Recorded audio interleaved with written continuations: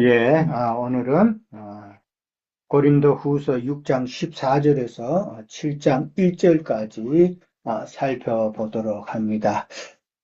지난주 우리가 배웠던 내용 가운데서는 바울은 보라 지금은 은혜 받을 만한 때요, 구원의 날이로다라고 그렇게 선포했었죠.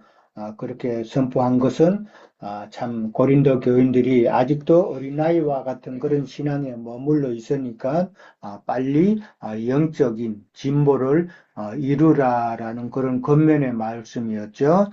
그러면서 바울은 자신의 그 여러 고난과 사도로서의 그 신실했던 것, 그 다음에 바울의 그런 역설적인 그 삶에 대해서 우리가 나누었습니다. 자, 오늘은 이제 14절부터 이제 갑니다. 14절 가면은 너희는 믿지 않는 자와 함께 멍에를 함께 매지 말라라고 그렇게 나옵니다. 자, 오늘 1번 문제가 믿지 않는 자와 멍에를 함께 매지 말라라고 이제 그렇게 하면서 참고 자료를 많이 제가 적어드렸죠.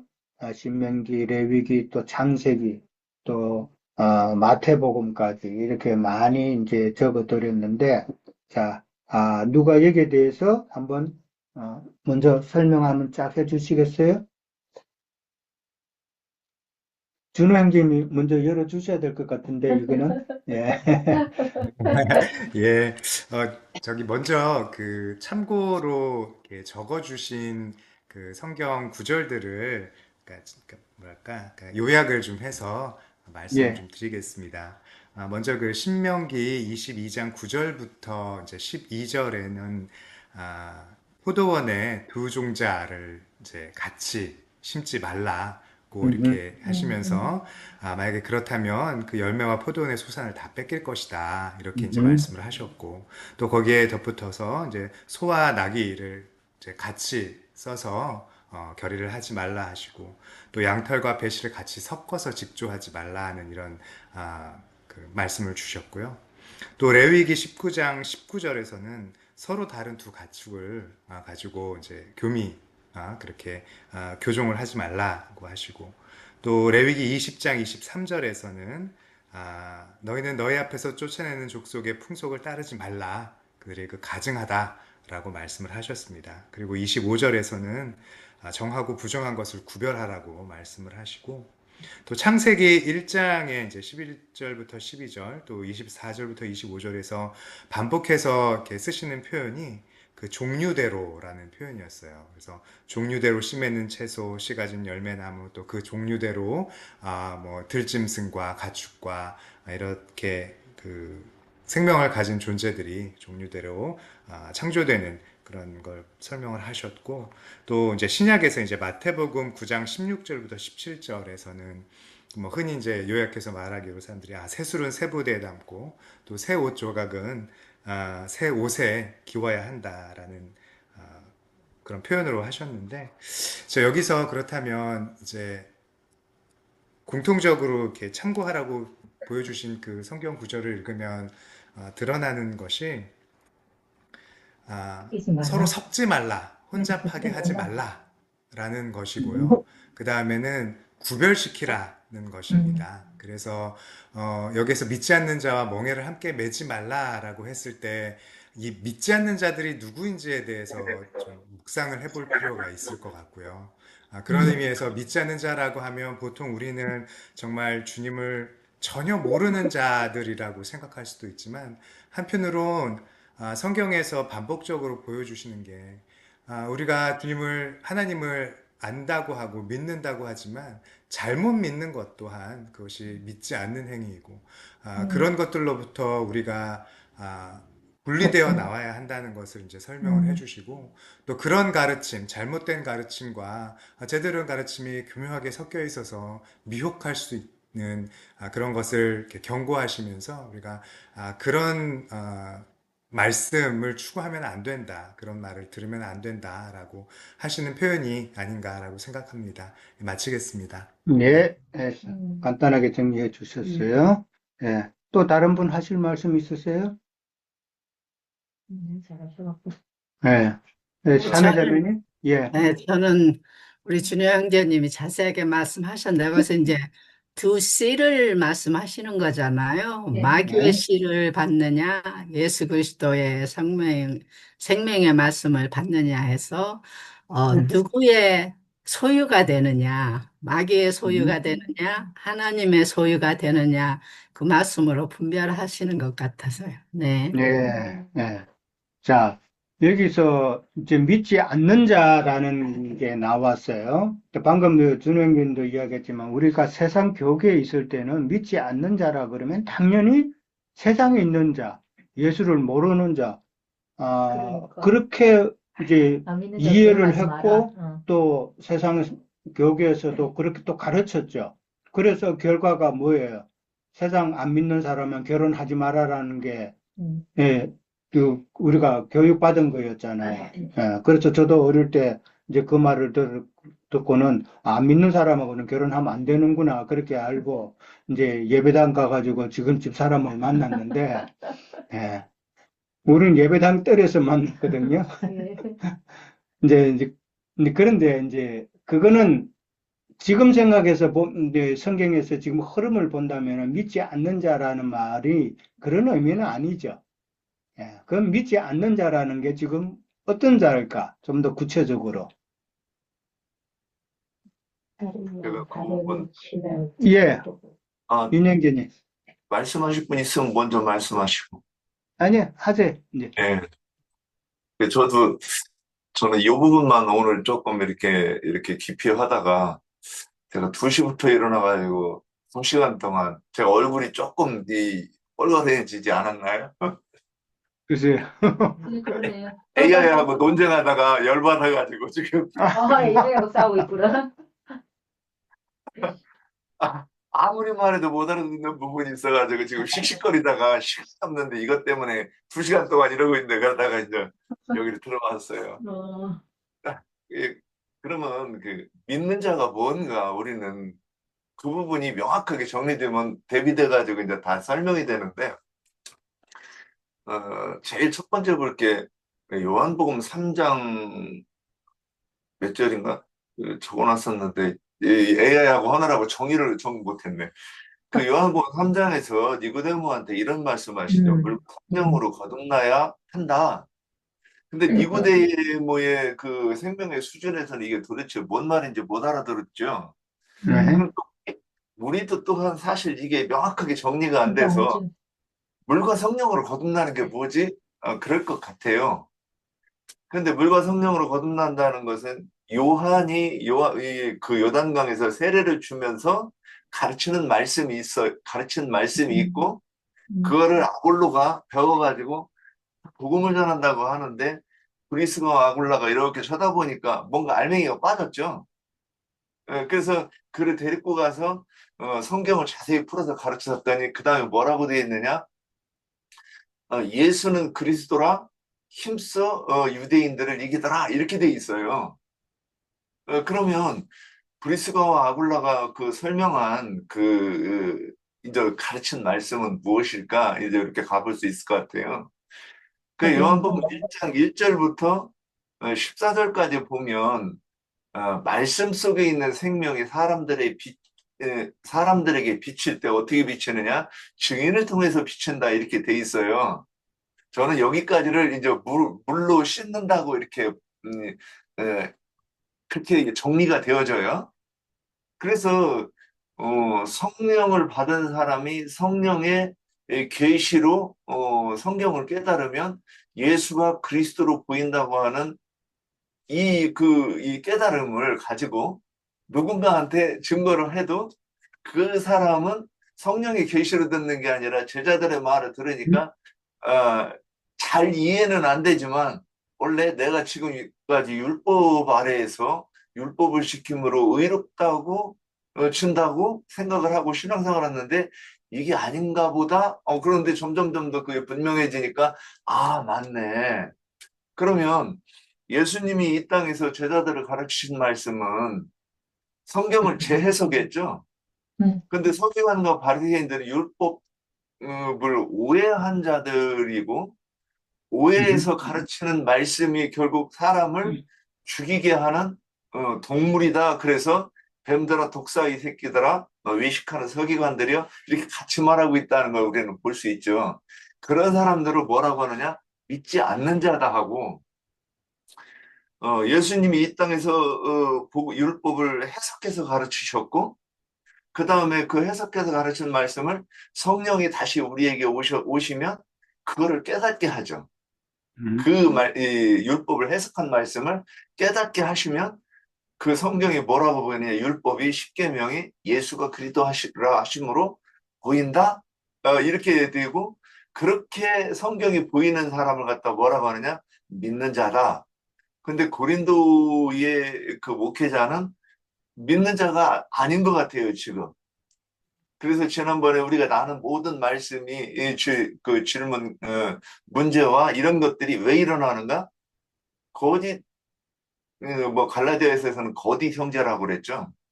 근데 그 거짓 형제가 가만히 이렇게 들어온 상태가 고린도 교회의 목회자들이고 그들과 연합해서 지금 성전을 건축하는 일에 동역하는 것으로 이렇게 설명이 된 것 같아요. 그러면 그것이 신명기 오늘 제시해 주신 22장 11절인가에 보면, 9절, 내가 포도원에 두 종자를 섞어 뿌리지 말라. 그리하면 내가 뿌린 씨의 열매와 포도원의 소산을 다 빼앗긴다. 누구한테? 마귀한테 빼앗긴다. 이렇게 그 내용이 정리되는 것 같습니다. 예, 여기까지입니다. 네. 다 말씀을 비슷한 이제 내용 말씀하신 게 이제 지금 다 답에 이제 근접한 거죠. 지금 여기 믿지 않는 자라고 그러는 거는 이제 사실은 지금 성령을 받지 않은 자, 이제 그건데 좀 더 구체적으로 보면은 바울이 전하는 그 진리를 믿지 않은 자들이죠. 예, 지금 고린도 교회 내 그 형편을 우리가 잘 아는데 그걸로 두고 보면은 믿지 않는다라는 자는 바울이 가르침을 받은 대로 따르지 않는 자들, 그러니까 거짓 교사의 가르침을 받아가지고 다른 신앙을 가진 자가 된 것. 믿는 자처럼 교회 중에 있지만은 사실은 불신자다라는 것이죠. 사실은 불신자고 믿는 자 중에 예배다 하고 뭐 다 하지만은 사실은 성경 말씀을 오해한 자들, 영으로 깨닫지 못한 자들, 그런 자들이죠. 그런 자들을 성경에서는 믿지 않는 자다라고 그렇게 표현을 했다라는 것이죠. 예, 세상 안 믿는 사람이 전혀 아니다. 세상 뭐 지금 예배당 다니는 사람은 자기네들은 믿는 자들이고 세상 무리 가운데 있는 자들은 믿지 않는 자다. 그런 식으로 이분법으로 그냥 나눠버렸단 말이에요. 그건 잘못된 것이다. 지난번에도 여러 번 이야기했지만 성경 말씀은 세상 사람들에게 하는 말씀도 있지만은 믿는다고 하는 사람들 가운데서 제대로 신앙생활 못하는 것에 대한 지적이 훨씬 더 많다라는 거. 예. 그거를 지금 성경은 이야기하고 있다는 거. 이 각도를 좀 바꿔야 된다는 것이죠. 자, 멍에를 함께 매지 말라라고 그랬어요. 멍에를 맨다는 거는 무슨 이야기예요? 일한다는 뭐 한다고요? 일한다는 뜻으로 일한다는 거죠. 예. 그러니까 예. 교회 생활 한다는 거예요. 네. 그러니까 믿지 않는 자와 교회 생활을 한다는 게 교회를 세우고 천국 농사 짓는 거잖아요. 예, 그러니까 그들과 그 사람의 가르침을 받지 마라. 그렇죠. 그게 멍에를 함께 매지 말라라고 이제 그랬어요. 그러면서 지금 아까 말씀하신 대로 두 종자 뿌리지 말라. 그러니까 진리와 비진리, 그러니까 천국 말씀씨와 가라지 씨를 같이 뿌리지 말라라고 그러고, 새술은 새술에 이거라. 그다음에 소와 나귀를 갖다가 결의하여 갈지 말라. 결의한다는 게 뭔 말이에요? 같이. 소 두 마리, 두 마리를 같이, 시골에 봤죠? 소 두 마리 뜨고 그 어깨에 뭐 지우고 쟁기 가는 거.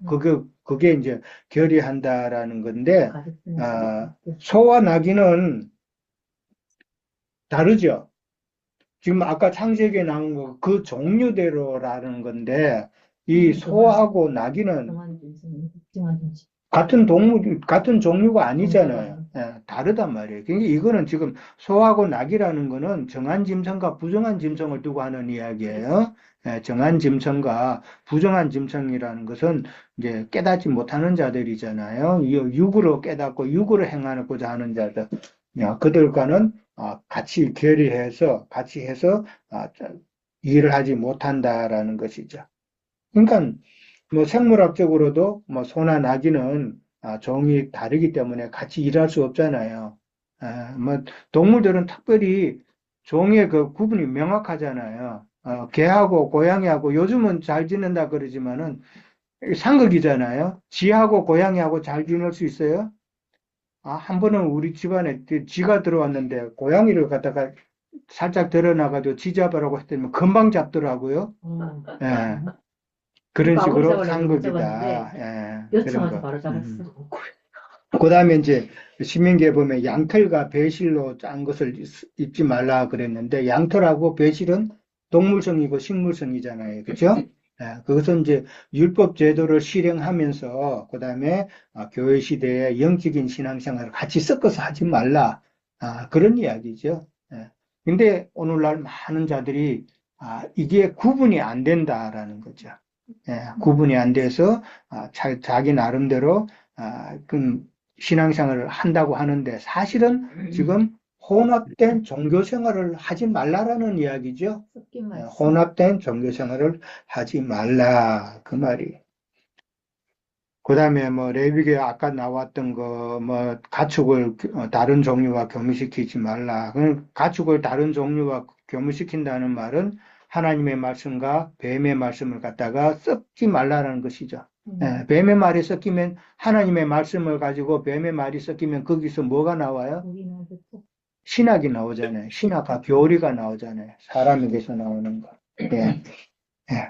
그리고 두 재료로 직조한 뭐 양털과 배실 뭐 다 마찬가지죠.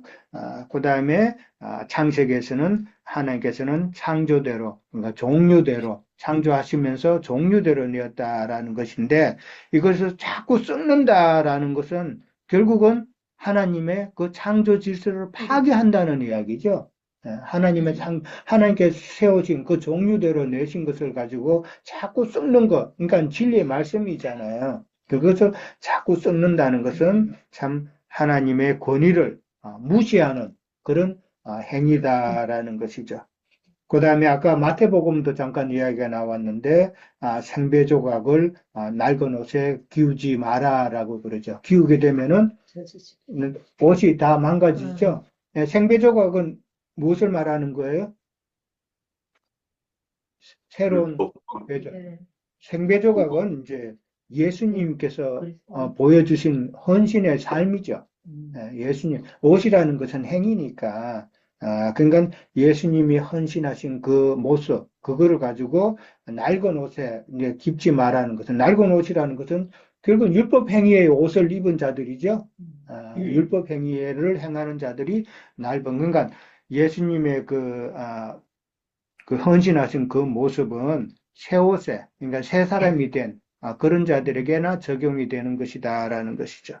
그 다음에 새 포도주와 낡은 새 포도주는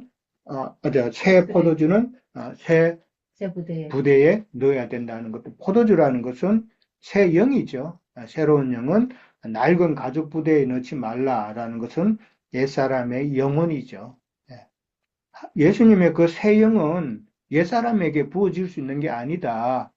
그걸 자꾸 섞으면은 가죽 부대가 터진다라는 것이죠. 자, 근데 결의하는 소라고 나왔는데 이 결의하는 것에 조금 더 설명을 드리자면은 두 마리가 이제 소가 두 마리가 같이 결의해서 멍어를 먹고 같이 쟁기질을 하는 것이죠. 근데 항상 두 마리가 할 때는 잘하는 소하고 그 다음에 동력하는 소하고 조금 못하는 소죠. 경험이 조금 없는 자. 항상 그렇게 해서 결의를 시킨다라는 것이죠. 서로 잘하는 소를 그렇게 하면은 지가 잘한다고 싸운다는 거죠.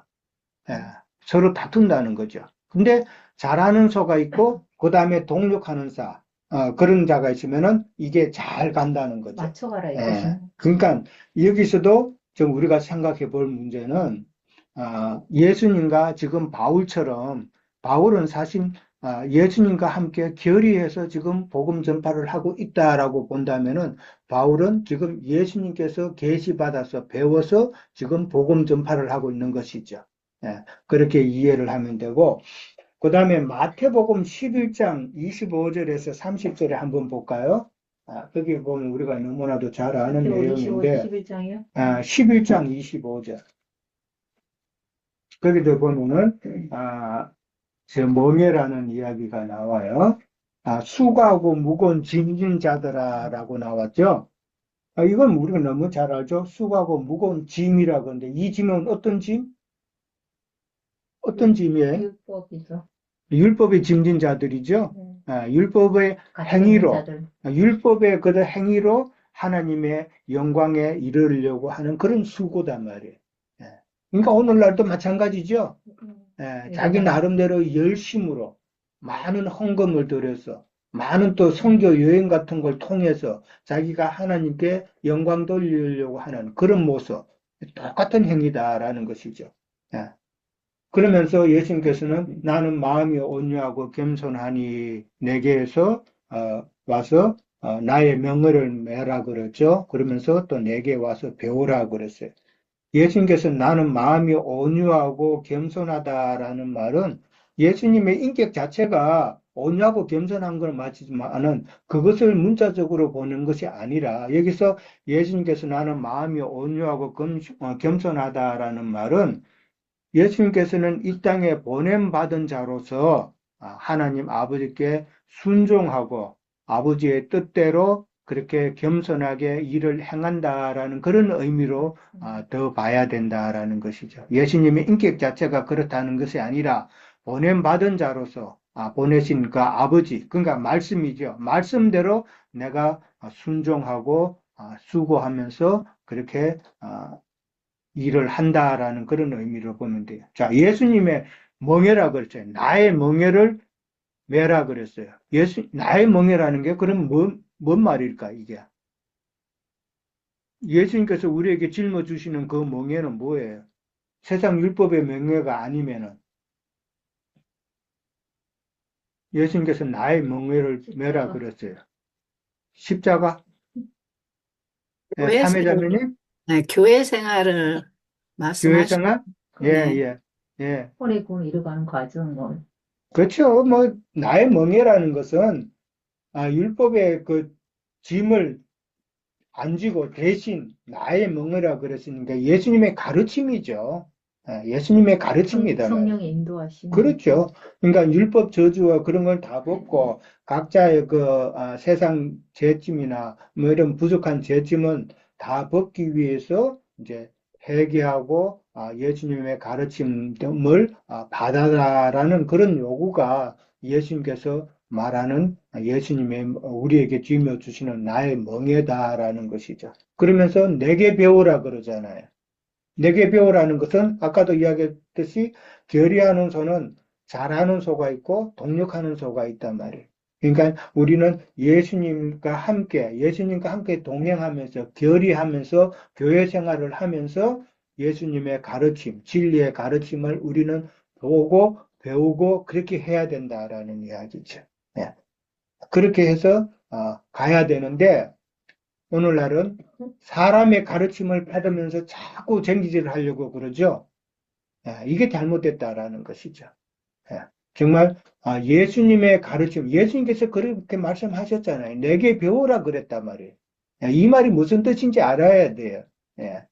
예수님의 가르침, 진리의 가르침을 받아서 온전한 신앙생활을 해서 교회 생활을 하라는 건데 오늘날에는 사람의 가르침을 자꾸 받는단 말이에요. 얼마나 많은 사람의 가르침을 받아요. 근데 들어보면은 정말 아무것도 아니죠. 도덕적이고 자기중심적이고 뭐 축복 받으라 그러고 그런 것은 참 예수님과 결의해야 되는 우리의 입장에서 보면은 잘못된 것이다라는 것을 먼저 잘 이해를 하시기 바랍니다. 자, 14절에서 16절에 가면은 이제 멍에를 함께 매지 말라 그랬는데 함께 할 수 없는 것이 나오죠. 예. 자, 2번 문제인데 함께 할 수 없는 5가지는 무엇이며 간단히 설명해 보라 그랬는데, 자, 우리 에리카 자매님 한번 설명할 수 있어요? 아니, 못해요. 못해요? 왜 못해? 5가지 다 나왔잖아요. 네. 네. 예, 의와 불법 하지 예, 못하고요. 빛과 어둠, 빛과 어둠, 예, 그리고 그리스도와 벨리알, 그다음에 믿는 자와 믿지 않는 자, 네. 그다음 그다음에 하나 더 있죠. 하나님의 성전과 우상. 하나님의 성전과 우상. 이거는 절대 함께 할 수가 없다라고 그랬어요. 자, 의와 불법이라 그랬는데, 의와 불법은 무엇을 지금 염두에 두고 우리가 생각해 볼 수 있어요? 먼저 불법이라는 게 뭐예요? 마태복음 7장 23절에 보면 예수님께서 이 불법을 행하는 자들아라고 그렇게 말씀하셨죠. 그때 그 불법을 행하는 자들은 어떤 의미로 우리가 볼 수 있어요? 예수님의 이름으로 뭘 하는 거. 그러니까 믿음 생활을 한다고 했지만은 나중에 그리스도의 심판대 앞에 갔을 때 예수님께서 선고를 하죠. 이 불법을 행하는 자들이라는 그 말을 들으면 큰일 나는 일이잖아요. 그러니까 그 불법을 행한 자들이 결국은 누구예요? 믿는다고 하지만은 예수님의 가르침대로 믿음을 하지 않고 사람의 가르침을 따라서 사람에게서 나오는 열심으로 인간적인 방법으로 옛사람의 생각으로 다 신앙생활을 했다는 거 아니에요. 예. 그러니까 하나님의 뜻에 맞지 않는 신앙생활을 한 것은 다 불법을 행하는 자들이다라는 것이잖아요. 예. 그러니까 그런 자들은 사실은 하나님을 위해서 열심히 신앙생활을 한다고 하지만은 사실은 진리를 가로막는 행위요. 그 다음에 하나님을 대적하는 행위다라는 것이죠. 그러니 하나님 입장에서는 그들이 불법을 행하는 자들이다라는 것이죠. 그러면은 의라는 것은 여기서는 하나님의 뜻대로 행하는 믿음 생활이 하나님께서 보시기에 의라고 볼 수가 있겠죠. 예, 그런 식으로 우리가 생각해 볼 수가 있다. 그 다음에 빛과 어둠, 이거는 너무나도 잘 알죠. 빛은 생명의 빛, 그 다음에 어둠은 영적인 어둠이죠. 예, 영적인 어둠이 왜 생겨요? 앞에 수군 가리면, 모세처럼 수군 가리면은 어둡죠. 깜깜하지. 앞으로는 못 보잖아요. 예, 그 어둠이라는 것은 종교적 관념이라는 거죠. 예, 종교적인 관념으로 사람의 생각에서 나오는, 그렇죠. 사람의 관념에서 나오는 모든 행위들, 그것으로 하나님께 가고자 하는 행위들, 이런 것이 바로 참 영적인 어둠이다라는 것이죠. 그 다음에 그리스도와 벨리알이 나왔어요. 그리스도는 우리가 너무나 잘 알지만은 하나님의 기름을 부은 자이고 또 인침받은 자죠. 예, 기름 부음 받은 자인데 벨리알이라는 말, 여러분 그동안에 우리가 성경 공부하면서 벨리알이라는 말을 사용했던 것 같은데 혹시 사단의 사자? 사단의 사자, 예, 또 무익한 자. 무익한 자, 예, 가치 없는 자 그런 뜻이죠. 예, 구약에는 사무엘상에 나왔어요. 사무엘상에 보면은 2장 12절에 보면은 그 벨리알이라는 그 단어가 나오는데 그 선지자 이름이 누구였죠? 아유, 갑자기 사무엘? 기억이 안 나요. 아니 사무엘 말고 가짜 선지자, 그 제사장 엘리. 엘리자. 네, 어디 말하는 거예요? 사무엘에 갑자기 이름이 안 나요. 엘리 아들 엘리 제사장. 엘리 맞죠? 네. 엘리 제사장. 엘리 제사장. 엘리의 두 아들이 나왔어. 저 벨리알이라고 벨리알. 그랬다. 예. 왜 하나님을 대적하고 불량되고 참 무익하고 하나님께 드리는 백성들이 하나님께 드리는 제사 음식을 그들이 가로채는 그런 자였잖아요. 그들을 두고 벨리알이라고 표현을 했다라는 것이죠. 그러니까 오늘날 신약에서는 하나님의 사역을 해방하는 사탄, 그 다음에 그 하수인 이런 자들이 벨리알이다라고 그렇게 보면 되죠. 그러니까 사울이 바울 되기 전에 그 사울이 바로 벨리알이었죠. 그렇죠? 참 하나님을 대적하는 그런 자였다라는 것이죠. 그 다음에 믿는 자와 믿지 않는 자라고 나왔어요. 여기 이제 믿는 자, 믿지 않는 자, 아까도 말씀드렸다시피 사도로 통해서 선포되는 말씀을 믿는 자와 안 믿는 자, 그렇게 구분이 되는 것이다라는 것이죠. 그 다음에 하나님의 성전과 우상이라고 그랬어요. 이게 우상은 어떤 우상이에요? 뭐를 염두에 두고 하는 우상이에요? 어떤 스태츄가 아니죠? 그렇죠. 네, 스태츄가 아니면은 무슨 우상이에요?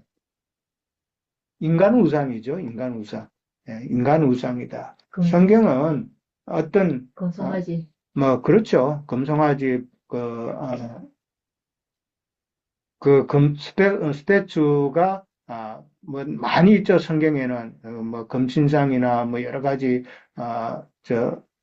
엄녀들의 행상이나 이런 게 많이 있는데, 그것만 가지고 우상이라고 보면은 안 된다. 인간 우상이 더 심하다라는 것이죠. 그러니까 인간 우상을 이야기하는 거고, 하나님의 성전이라 그랬어요.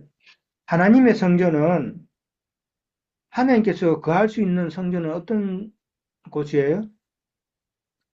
있는 사람의 성. 그렇죠. 성령이- 거듭난 영이 된 자들이죠.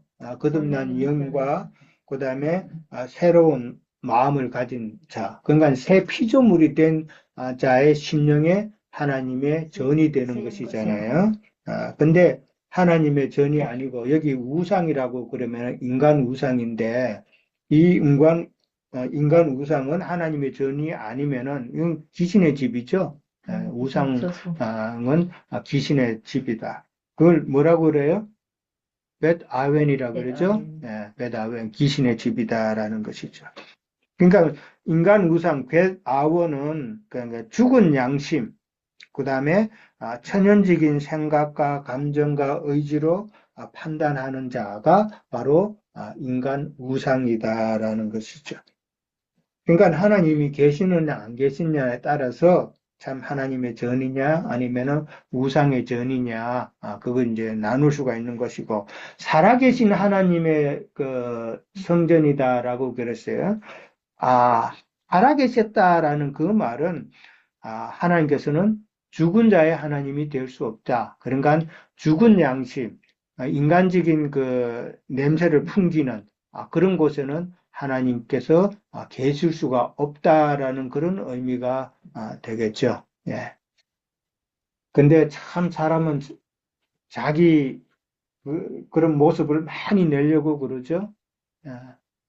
자, 그런 모습을 내려고 하면 할수록 더 하나님은 계실 수가 없다라는 이야기. 자, 이 5가지 중에 또 다른 구원하실 말씀 누가 있어요? 없어요? 예, 그럼 넘어갑시다. 16절 하반절에 가면은, 내가 그들 가운데 거하며 두루 행하여 나는 그들의 하나님이 되고 그들은 나의 백성이 되리라 라고 그랬어요. 자, 이건 어디에서 인용한 말씀이에요? 레위기 26장 12절에서 인용한 말씀이죠. 무슨 말씀이에요? 한마디로 하면은?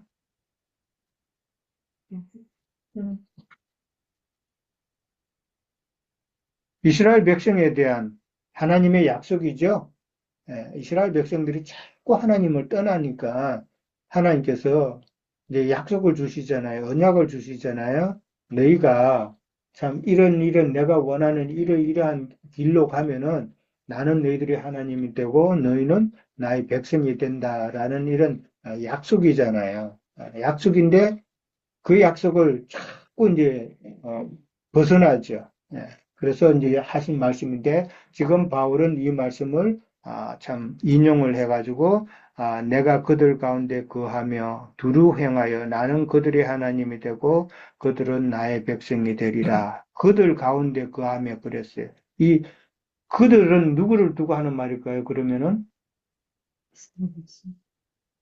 그들 가운데 행하죠. 그들은 나는 그들의 하나님이 되고 그들은 나의 백성이 된다 할 때 그들은 바로 당신의 이스라엘 이스라엘 백성들한테 백성. 이스라엘 백성들. 그러니까 죽은 거 죽으면 짐승 우상에게서 떠나서 이제 분별이 된 성도들의 모임이겠죠? 죽은 제자들 가운데 있죠. 분별된 성도들의 모임 안에 있는 자들은 하나님께서 자, 약속을 주신 것이다라는 것이죠. 예, 그렇게 보면 되는데, 그 다음에 이제 17절에 가면, 그러므로 너희는 그들 중에서 나와서 따로 있고 부정한 것을 만지지 말라라고 했죠. 여기서 그들은 누구예요, 그럼? 다르죠? 유대교. 사탄의 그 해당 무리들, 거짓 교사의 가르침을 받는 자들. 그러니까 유대교 교리를 자꾸, 율법 교리를 자꾸 이야기하는 그들 가운데 있으면 안 된다라는 것이잖아요. 자, 3번 문제가 너희는 그들 중에 따로 있고 부정한 것을 만지지 말라 했는데 계시록 18장 4절에서는 어떻게 설명을 했냐고 그렇게 나와 있어요. 어떻게 연결해서 우리가 생각해 볼 수 있냐는 것이죠. 자, 누가 한번 말씀해 보시겠어요?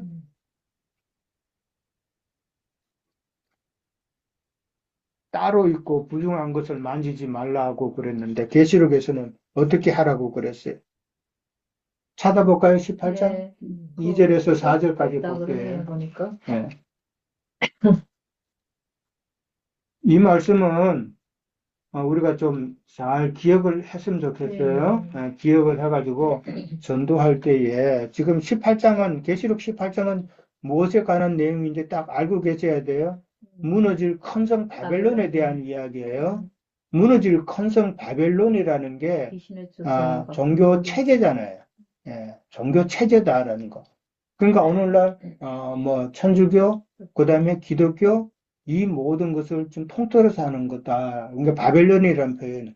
바벨론은 벌써 뭐 수천 년 전에 이미 없어진 나라인데 성경에서 계시록에 이렇게 바벨론이라는 단어가 쓰이는 것은 의미하는 영적인 의미가 있다라는 이야기로 이해를 해야 돼요. 그런 것을 우리가 전도할 때에 그런 설명을 해줄 줄 알아야 돼요.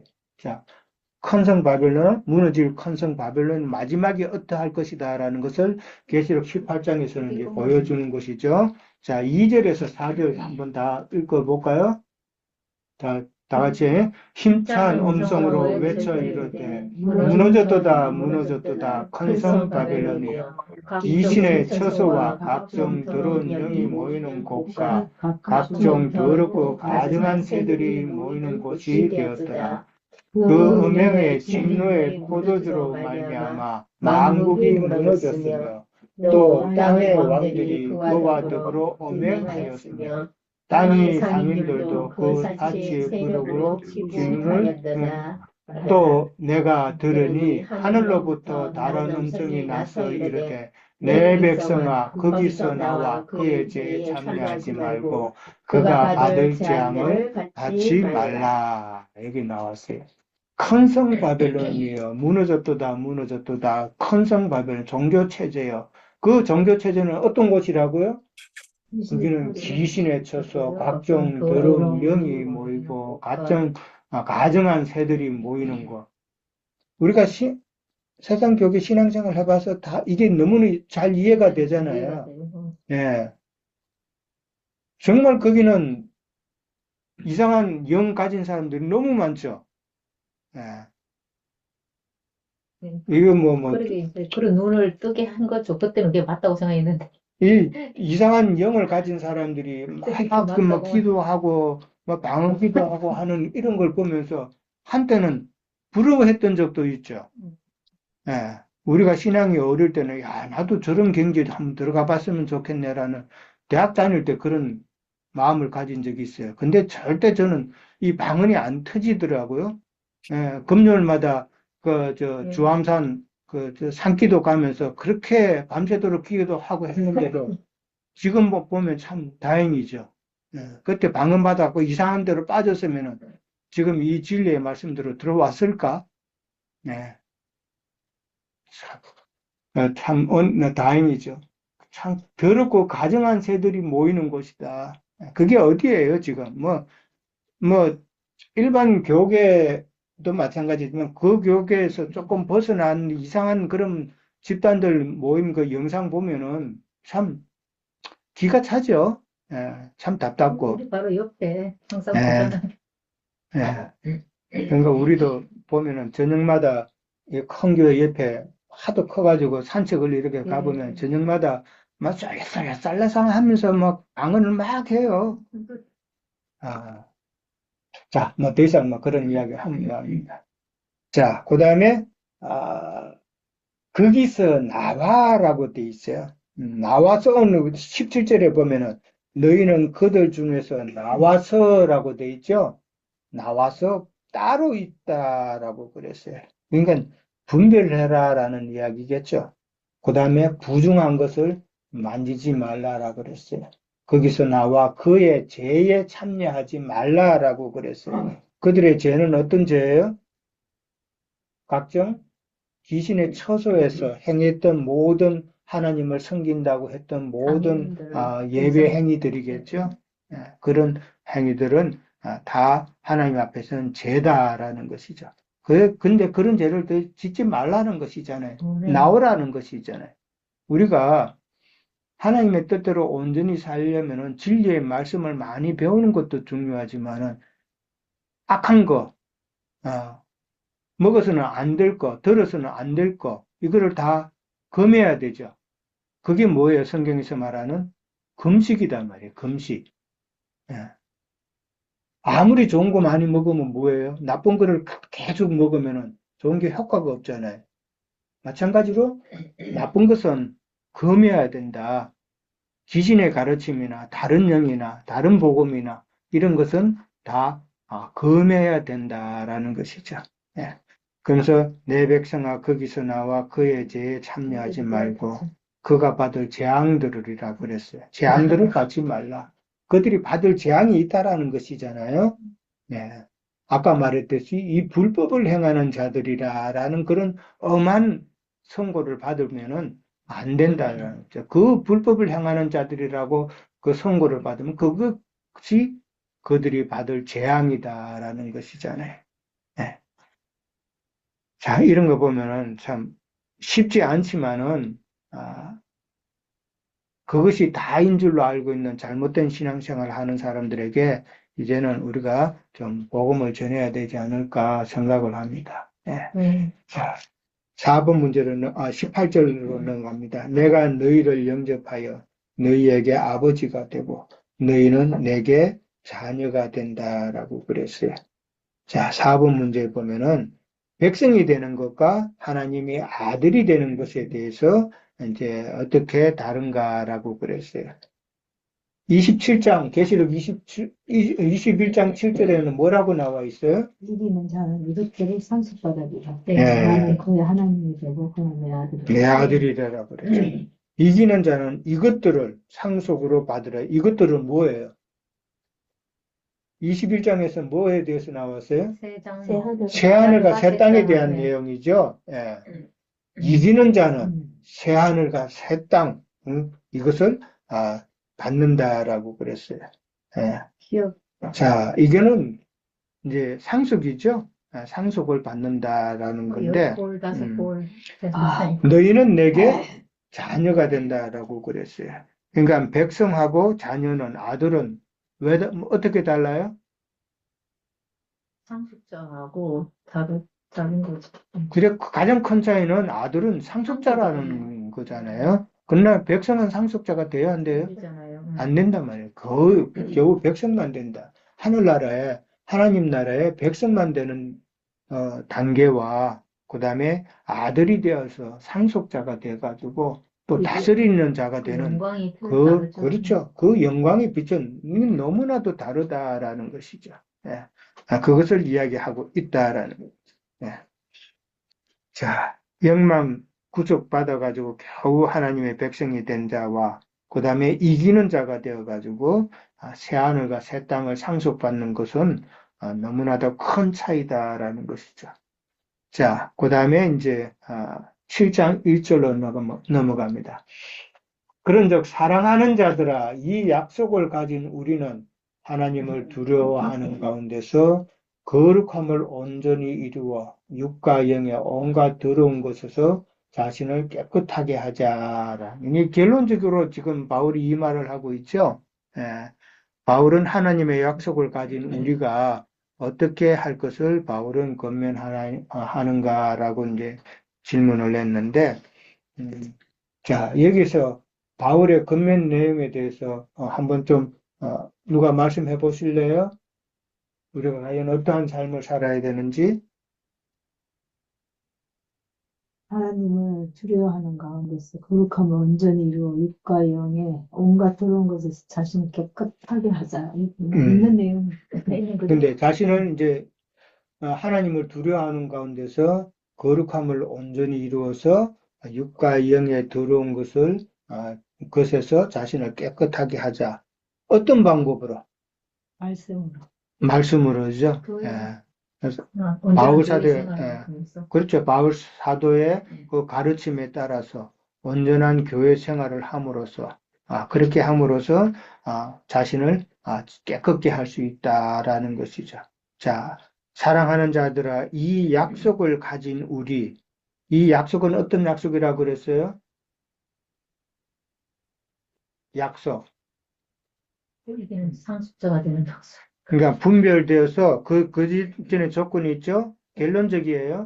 그러니까 우리가 분별되고, 그 다음에 부정한 것을 행하지 않고 주님을 영접해서 주님의 가르침대로, 주님께서 세우신 사도들의 온전한 진리의 가르침대로 신앙생활을 하게 되면은 하나님의 자녀가 된다는 그 약속이잖아요. 그죠? 그 약속을 우리는 가졌다라고 바울은 이야기했어요. 우리도 가져야 되죠. 예, 이게 지금 다른 바울에게만 가진 것도 바울에게만 해당되는 것이 아니라 우리에게도 다 해당이 돼야 된다라는 것이죠. 예. 자, 그 다음에 이제 하나님을 두려워하는 가운데서라는 말이 나왔어요. 이 하나님을 두려워한다는 게 어떤 의미에서 두려워한다라고 이 바울은 이야기했을까? 성경에 보면은 두려워한다는 그 의미를 다른 의미로 많이 설명해 놓은 부분이 있어요. 보통 일단 하나님을 두려워하는 자, 어떤 자들이 하나님을 두려워해요? 우리가 상식적으로 볼 때에 그냥 일반적으로 하나님을 두려워하는 자는 어떤 자들이 두려워해요? 내가 잘못 제가 죄 짓을 때 예, 말씀하세요. 성경을 오해할까 봐 예, 또는 그래서 오해하면 잘못 가르치니까 그래서 여기 믿지 않는 자들이 지금 이 7장 1절은 너희가 믿지 않는 자하고 대비해가지고 지금 말하는 것 같아요. 네, 오해하는 자들은 사실 자기들이 오해한 복음을 가르칠 때 두려워하지 않죠. 그 사람들은 잘못 이해하는 경우가 있다는 걸 모르는 사람들이라고 저는 이렇게 이해가 되어져요. 근데 여기서 두렵다고 하는 것은 뭐 하나님을 사랑하는 자가 두려운 건 두렵다는 말하고는 이게 서로 잘 이렇게 같은 개념으로 정리하기가 어려운 것 같은데 근데에도 불구하고 여기서 두려워하는 것이 사랑하는 것이라고 이렇게 말하면 남들이 듣기에도 참 어려울 것 같아요. 근데 우리가 하나님을 사랑한다고 하면서 막 기독교인들은 교만하고 방자하며 막 경계가 없죠. 그 사람들은. 근데 우리는 말씀을 알기 때문에 내가 하는 말의 표현도 정확해야 되고 그 의미를 정확하게 가르칠 의무가 있는데 제가 늘 저는 이렇게 보입니다 말하는 것의 의미가 뭐냐면 두려움의 그 선을 좀 남겨놓는 거죠. 그래서 단정하게 얘기했다가 틀리면 뭐 교인들한테 개망신당하는 게 문제가 아니라 주님 앞에서 내가 어떤 나중에 판결을 받을 건지 불의한 자라고 내가 너를 모른다고 하는 이 불법을 행하는 자 이렇게 될 수가 있는 여지가 있다고 하는 거를 두고 말씀하시는 것 같아요. 네. 보통 우리가 두려워한다라는 거 보면 성경에도 두려워하지 말라, 뭐 어떤 자들은 두려워한다라는 그런 두려워한다는 표현이 많이 나오는데 구속에 대한 확신이 없는 자들이 일단은 두려워하죠. 우리가 일반적으로 볼 때, 구속에 대한 확신이 없어가지고, 그러면은, 내가 영원한 심판을 당하는 것이 아닌가라고 하는 그런 두려움. 그러니까 세상 예배당 다니면서도, 가지가 있죠. 예, 두려움이라 해야. 그러니까, 아직도 완전한 그런 확신이 없는 그런 상태에서 두려워하는 그런 과정도 있을 것이고, 그러나 또 체험을 했어요. 체험을 하고 어느 정도 이제 레벨까지 이제 올라갔다고 생각했는데도 그래도 여전히 좀 불안한 그런 때가 믿음이 좀 세상 교회에 있을 때는 믿음이 식어진다든지 그럴 때에는 또 그런 두려움이 또 나타나죠. 그런 경험 없어요? 제가 잠깐 제가, 생각, 예, 제가 삼회자매님. 네, 예, 그 하세요. 아브라함의 예를 보면은 이스마엘을 낳아가지고 하나님을 잃어버린 상태 안에서 뭐 2, 3년 동안을 이스마엘하고 누렸잖아요. 그러니까 마음이 음흠, 하나님 떠나 있었잖아요. 예, 그러니까 아브라함은 믿음의 조상이고 많은 과정을 통해서 하나님을 믿는데도 어떤 육신의 즐거움이라든가 육신의 어떤 것을 취하면 하나님 함께 계시지 않는 분이시고 또 그 후에는 또 하나님은 우리를 온전케 하기 위해서 어떤 환경을 주시잖아요. 그러니까 믿는 우리는 하나님을 두려워하는 것은 혹시나 내가 순간이라도 곁길로 가고 있는가 아니면은 하나님 음흠, 아닌 다른 것들로 혹시나 누림을 갖고 있는가 그렇죠. 예, 예, 그런 것으로 해서 믿는 우리는 하나님을 두려워하는 마음이 있다는 것을 예, 예? 그렇죠. 예. 나는 잘 지적해. 여기서 이제 우리는 하나님을 두려워하는 가운데서 이제 이렇게 나오는다는 것은, 참, 하나님을 생각하면서 지금 사회자매님도 그렇고, 우리 윤영진님도 그렇고 하신 말씀 가운데 그런 내용이에요. 우리가 하나님을 두려워한다라는 말은 아버지가 두려우면 아버지 말에 순종하죠. 함부로 하지 않죠. 그런 표현이다라고 보면 되는 것이죠.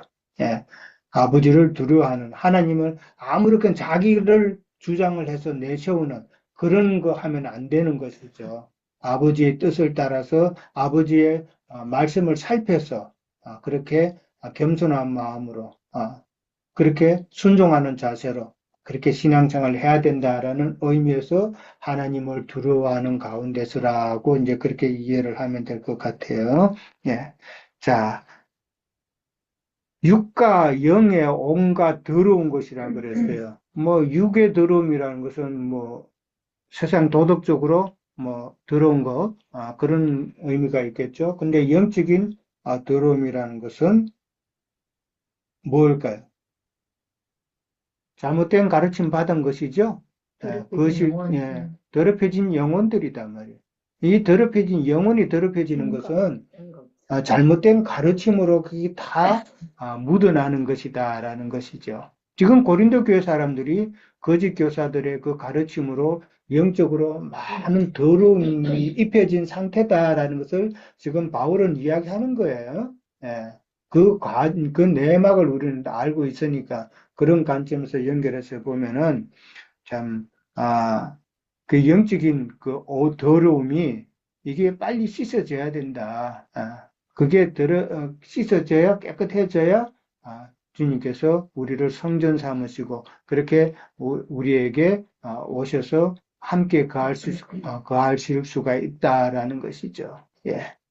자, 오늘은 이제 원타임으로 여기까지 이제 하는데 추가로 또 하실 말씀 있으세요?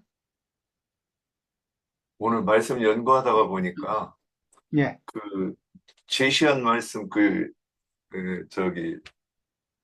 이렇게 배실과 양털로 짠 그거를 이렇게 쭉 묵상하다가 보니까 제가 뭐 아까 AI하고 싸웠다고 그랬는데 그 쭉 이렇게 말씀을 이렇게 이제 제가 제시를 해가면서 이제 구조를 이렇게 하다가 보니까 자꾸 반문하는 게 뭐냐.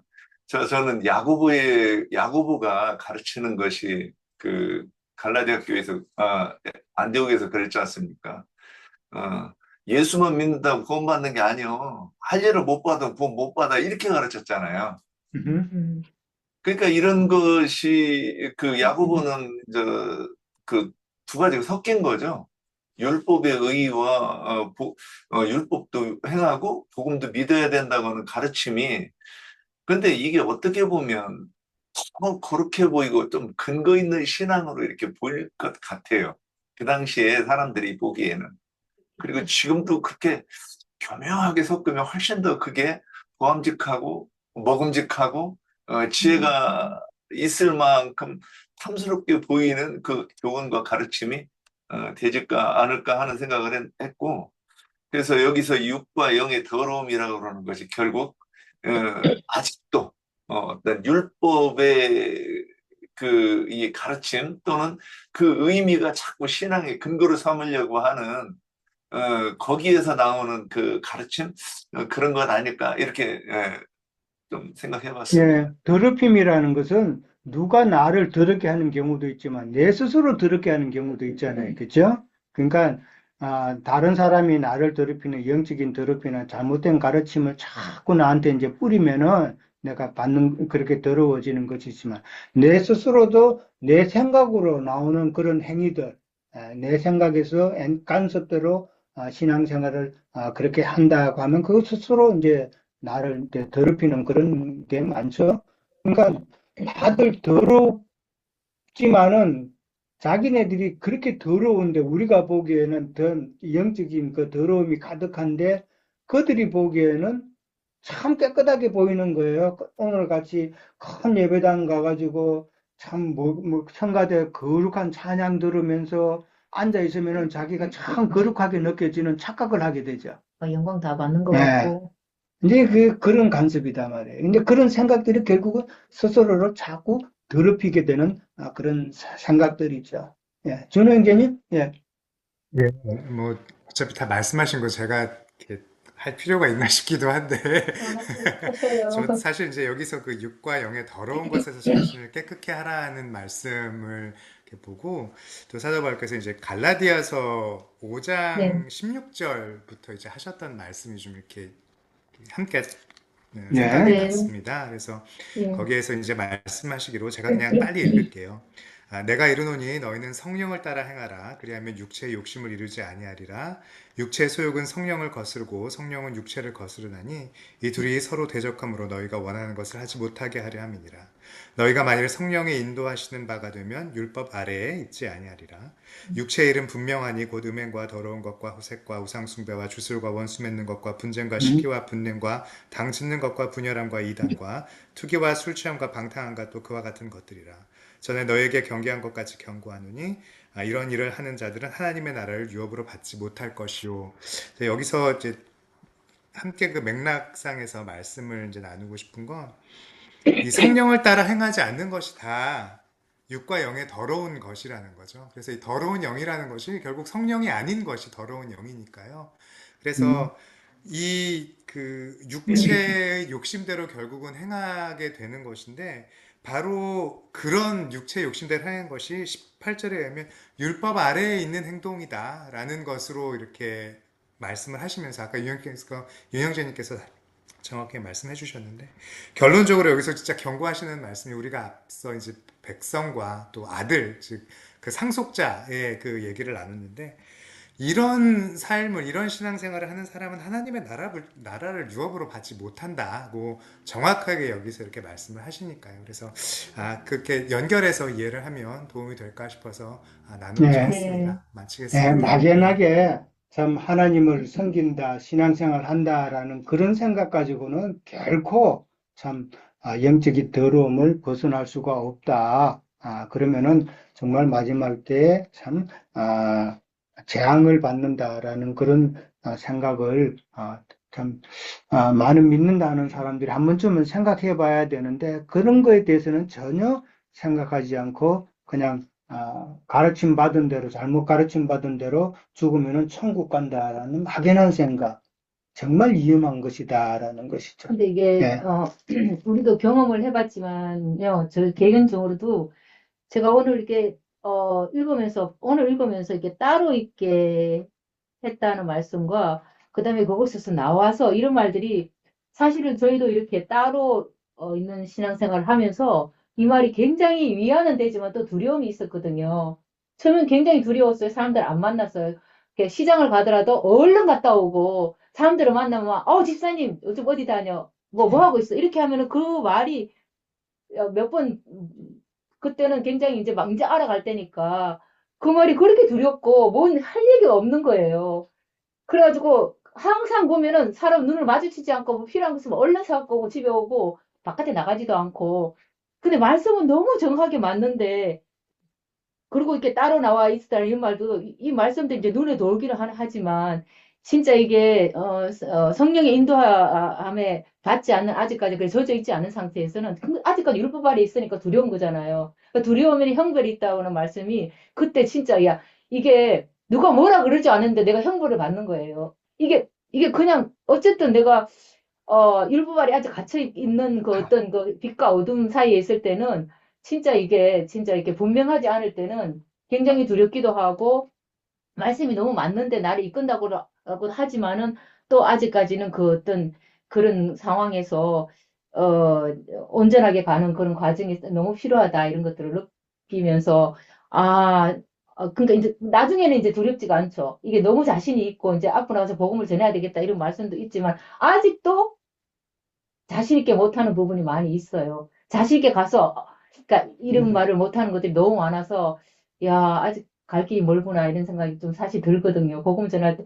마음은 있는데, 실질적으로 그 사람들한테 딱 그렇게 자신 있게 얘기하지 못하는 것들이 있어서 아주 내가 두려움이 아주 있구나, 이런 것들을 참 느끼는 그런 걸로 오늘 좀 생각을 해봤어요. 네. 네. 자, 또 다른 분 없으면은, 자, 오늘은 이제 여기까지 그럼 하도록